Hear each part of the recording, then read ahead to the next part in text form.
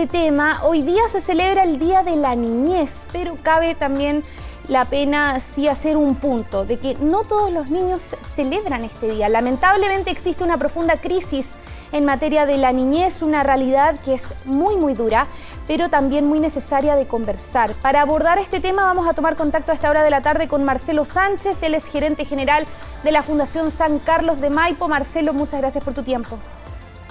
Gracias, Catalina, muchas gracias por el interés de poder conversar sobre este tema y tener la otra mirada por aquellos niños que no celebran. Tal cual. Bueno, partamos hablando de los desafíos que enfrenta el país. ¿En qué estamos al debe como sociedad cuando se trata de derechos de los menores? Lo primero es que hay que contextualizar que Chile ha hecho cambios significativos en materia de legislación, producto también de las observaciones que hizo el Comité de Derechos del Niño.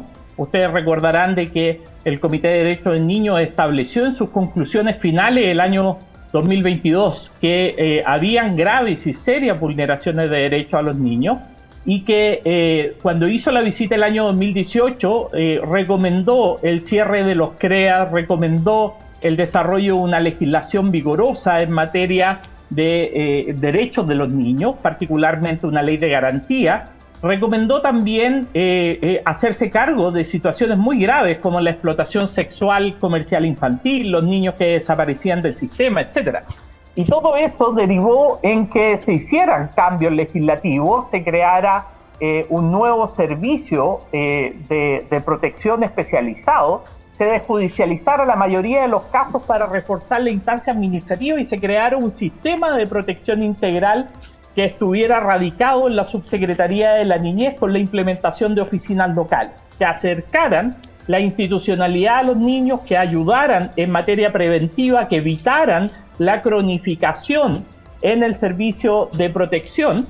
Y finalmente lo que hemos ido observando son una serie de problemas de implementación derivados de muchas situaciones, de aumento en los factores de riesgo, de lentitud en la implementación de las oficinas locales, de problemas licitatorios y retrasos en los programas de ejecución, de situaciones que se derivaron de las mismas medidas, por ejemplo, el cierre de los CREA y la derivación de niños de perfiles mucho más complejos a las residencias, que finalmente terminó haciendo que muchas residencias terminaran cerradas. Entonces, hoy día nos encontramos en una situación crítica, paradójicamente con una institucionalidad vigorosa.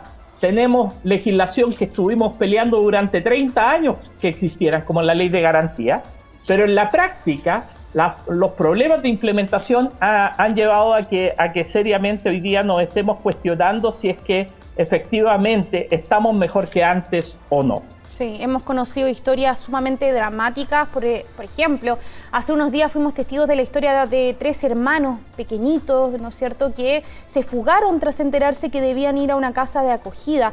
Está claro, Marcelo, que son muchas las cosas que hay que mejorar. Ahora, ¿qué es lo urgente? ¿Por dónde partimos, a su criterio? En esta, Catalina, tenemos, por así decirlo, un golpe en la línea de flotación del sistema de protección.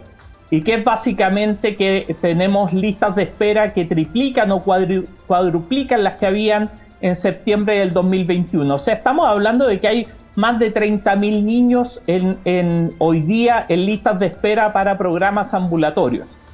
Y eso es muy grave porque son niños que están en serio riesgo físico y emocional. Por otro lado, tampoco se trata solo de un tema de recursos. Hoy día se requiere hacer gestión de oferta, porque no hay psiquiatra infanto-juvenil, porque no hay equipos especializados en trauma complejo. Entonces, es un tema también de calidad de la oferta, es un tema de disponibilidad de profesionales técnicos, es un tema de que hoy día esas 30.000 cupos que se requieren resolver de manera urgente no se van a poder resolver en el corto plazo.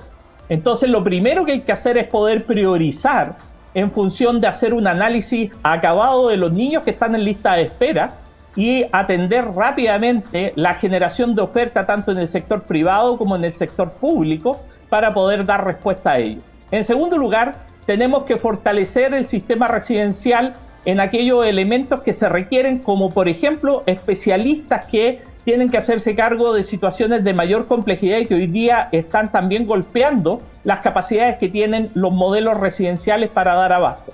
En tercer lugar, y una medida de más de largo plazo, pero que precisamente ha sido las mismas observaciones que han dado el Comité de Derechos del Niño, es que debemos fortalecer de manera decidida la directriz 23 y las directrices 118, 119 y 121 del Comité de Derechos del Niño respecto de los modelos de cuidado alternativo. Estableció el modelo de acogimiento familiar como aquel que realmente debe estar en el estándar asociado al derecho a vivir en familia, y debemos paulatinamente ir pasando de un sistema residencial a un sistema de acogimiento familiar, pero se requiere ahí capacidades técnicas, se requiere programas que tengan evidencia de apoyo a la crianza, y se requiere también recursos necesarios para fortalecer ese modelo. Sí, es un trabajo de largo aliento y que se ha estado arrastrando durante varias décadas. Lo que también hemos visto en los últimos años es cómo ha ido aumentando la participación de menores de edad en delitos violentos.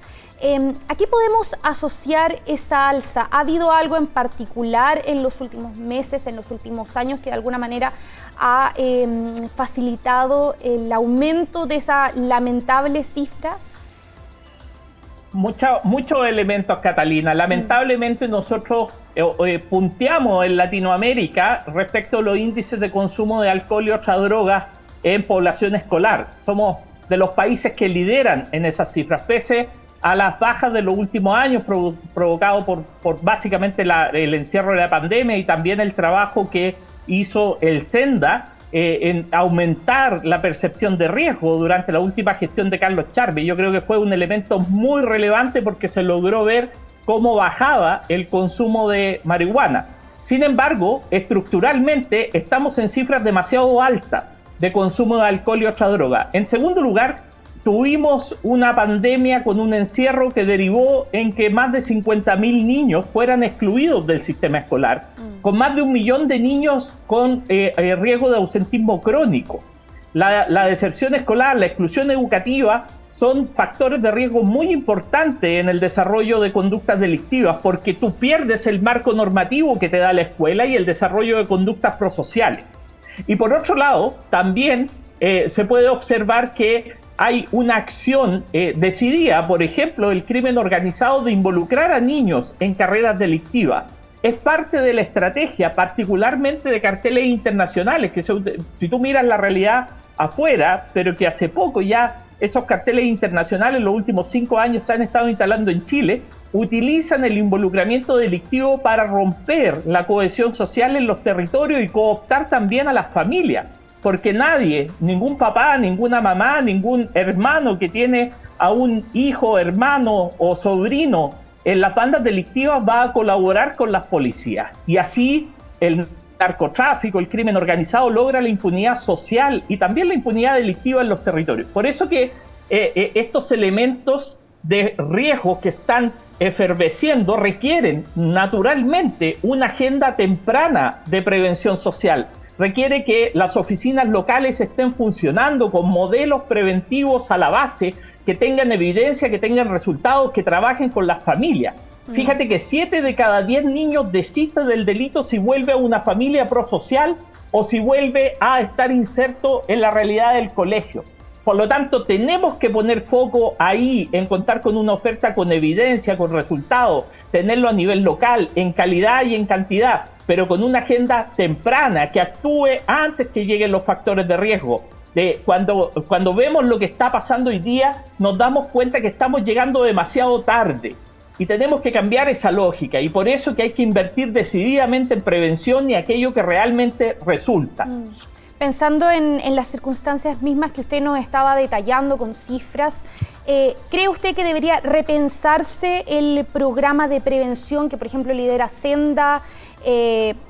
¿Podría ser ahí quizás una estrategia para de alguna manera hacer el trabajo preventivo, el repensar cómo se está previniendo el consumo de drogas y alcohol en jóvenes?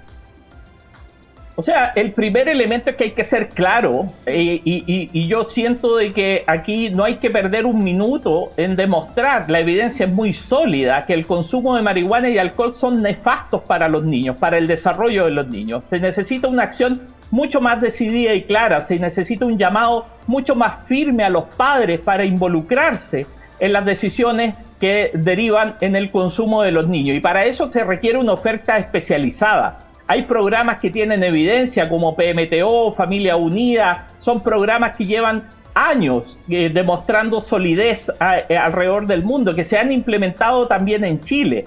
Se requiere que tengamos una oferta de calidad, no basta solo hacer promoción. Muchas veces esos programas promocionales, al contrario, generan un daño. Y por lo tanto tenemos que mirar que la evidencia de los programas sea sólida. 7 de cada 10 programas en materia de niñez no tiene evidencia suficiente o incluso pueden tener muy malos resultados. Por lo tanto, la inversión pública tiene que reorientarse.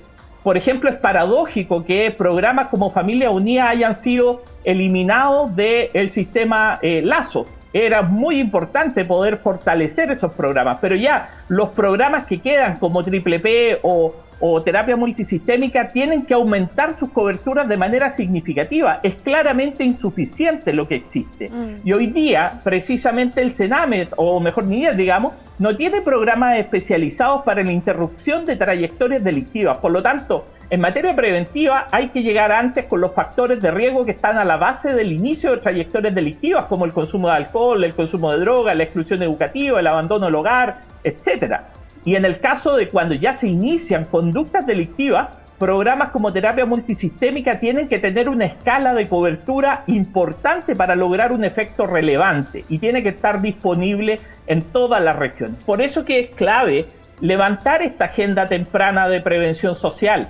Si no, vamos a seguir lamentando que estas conductas después se vayan cristalizando y desarrollando a través del tiempo. Vamos a ir viendo una escalada tremendamente violenta en la participación de delitos de los niños, cada vez más, porque hay más disponibilidad de armas, porque hay una agenda que tiene también el narcotráfico para involucrarlo, porque finalmente también no estamos dando las coberturas que se requieren, por ejemplo, en materia de salud mental. Si hay 14.000 niños que están en lista de espera en materia de salud mental, eso es gravísimo, es gravísimo. Y tenemos entonces que transformar esta realidad si realmente queremos tener impacto en reducir la delincuencia y el involucramiento delictivo. Pero si tú miras todas las agendas de seguridad, si tú miras los programas de seguridad, esto no es precisamente una materia de lo más vigorosa dentro de esos programas. De hecho, es muy marginal. Y esto debiera ser la piedra angular de cualquier estrategia de seguridad, fortalecer la capacidad preventiva en cada rincón de nuestro país. Sí, Marcelo, lo que también está al debe es quién va a suceder a Patricia Muñoz, encargada, ¿no es cierto?, de la Defensoría de la Niñez. Es un nombre que ha traído una gran polémica porque hace meses que se tendría que haber definido aquel nombre y no hay acuerdo en el Senado. ¿Cómo ves tú ese atraso, bien digo? Yo lo encuentro bien lamentable. La verdad es que en este proceso participaron 21 personas, quedaron 11 personas que cumplían todos los requisitos que establecía la ley y lamentablemente se ha dado una suerte de negociación por otros cargos que ha llevado a que esto se vaya postergando de manera permanente. Yo creo que es muy delicado. La verdad es que el trabajo de los garantes es fundamental para poder velar por el cumplimiento de la ley de garantías, por el cumplimiento también de las leyes especializadas, como la ley del servicio. Y no significa que con esto quedan paralizados estos organismos, pero se requiere una visión que proyecte en el largo plazo y que sea activa en la incidencia que se requiere para que esto se lleve a cumplimiento. Hoy día hay gente que sigue en el proceso, que tiene una alta trayectoria, que han tenido un profundo compromiso con la niñez y que finalmente yo espero que los parlamentarios, cumpliendo su rol y entendiendo la situación crítica en la que estamos en materia de infancia vulnerada, asuman la necesidad en los próximos días de poder nombrar a la persona que conduzca este proceso los próximos 5 años y detrás de quién nosotros, todas las organizaciones de la sociedad civil, tenemos que salir a apoyar, porque se requiere mucha fuerza para sacar adelante de esta crisis. También se requiere que las autoridades miren esta realidad con profundidad, se den cuenta que estamos en una situación de catástrofe, que los números no nos están acompañando y esta es una de las peores realidades que hemos tenido los últimos 10 años. Pero que además hoy día existe un cuerpo legal que permite, por ejemplo, en el artículo 17 de la Ley de Garantías, que mediante la declaración de la situación de catástrofe, priorizar los recursos para la niñez. Por eso que es tan importante que se evalúe en profundidad, y ese rol debiera tenerlo la o el defensor que esté a cargo de poder liderar este proceso, porque acá se requiere aunar esfuerzos de todas las partes, de todas las visiones. Esto es un problema que lamentablemente está en cada uno de los ejes del sistema integral de protección, en materia preventiva, en el servicio de protección especializada, en los temas ambulatorios, en los temas residenciales. Es decir, estamos en un ámbito donde se requiere la articulación del Ministerio de Salud, del Ministerio de Educación, del Ministerio de Desarrollo Social, y por eso que los garantes son clave. Yo valoro, por ejemplo, el esfuerzo que está haciendo, por ejemplo, la Corte Suprema, que hace muchos años no veíamos un ministro encargado que estuviera impulsando de manera tan decidida, monitorear la implementación de la ley y designar a otros ministros de la Corte para que estén atentos a los requerimientos que tiene el sistema. Yo creo que eso es muy valioso.